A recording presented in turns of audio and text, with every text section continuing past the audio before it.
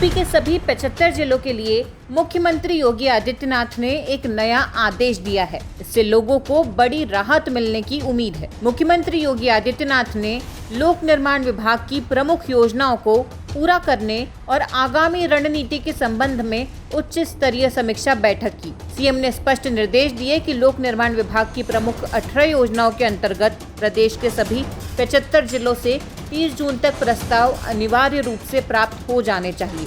मुख्यमंत्री ने कहा कि जिलाधिकारीगण स्थानीय जनप्रतिनिधियों से समन्वय स्थापित करते हुए स्थानीय आवश्यकता के अनुरूप प्रस्ताव तैयार कर तय समय सीमा के भीतर भेजें।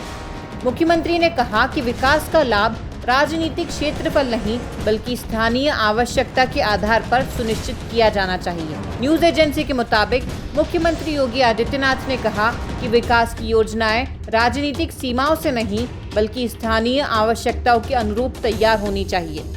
इसके लिए जिलाधिकारियों को निर्देशित किया गया है कि वे स्थानीय जनप्रतिनिधियों से समन्वय बनाकर जरूरत के हिसाब से प्रस्ताव तैयार करें और तय समय सीमा में शासन को भेजें। बैठक में मुख्यमंत्री ने यह भी स्पष्ट किया कि प्रदेश की सभी 403 विधानसभा क्षेत्रों को कम से कम 2 से 3 योजनाओं का लाभ अवश्य मिलना चाहिए। उन्होंने कहा कि विकास कार्यों का भूमि पूजन या शिलान्यास स्थानीय जनप्रतिनिधियों के माध्यम से ही कराया जाए ताकि जनता की भागीदारी और विश्वास दोनों सुदृढ़ हो सके। मुख्यमंत्री योगी आदित्यनाथ ने धार्मिक पर्यटन को आर्थिक मजबूती से जोड़ने की बात कही। उन्होंने निर्देश दिया कि प्रदेश के 50 प्रमुख धार्मिक स्थलों का हर वर्ष चयन किया जाए और उन तक पहुंचने वाले मार्गों के निर्माण व मरम्मत को प्राथमिकता दी जाए। इससे एक और श्रद्धालुओं को सुविधा मिलेगी तो दूसरी ओर स्थानीय रोजगार और कारोबार को गति मिलेगी। प्रदेश के अंदरूनी कनेक्टिविटी को और बेहतर बनाने की दिशा में मुख्यमंत्री ने एकीकृत रणनीति की जरूरत बताई। पूर्वांचल, बुंदेलखंड, यमुना और गंगा एक्सप्रेसवे जैसे प्रोजेक्ट्स के बाद अब उत्तर और दक्षिण जिलों को जोड़ने वाला ढांचा तैयार करने पर भी जोर दिया जा रहा है। मुख्यमंत्री ने यह भी निर्देश दिया कि किसी भी सड़क पर गड्ढे नजर न आए। उन्होंने कहा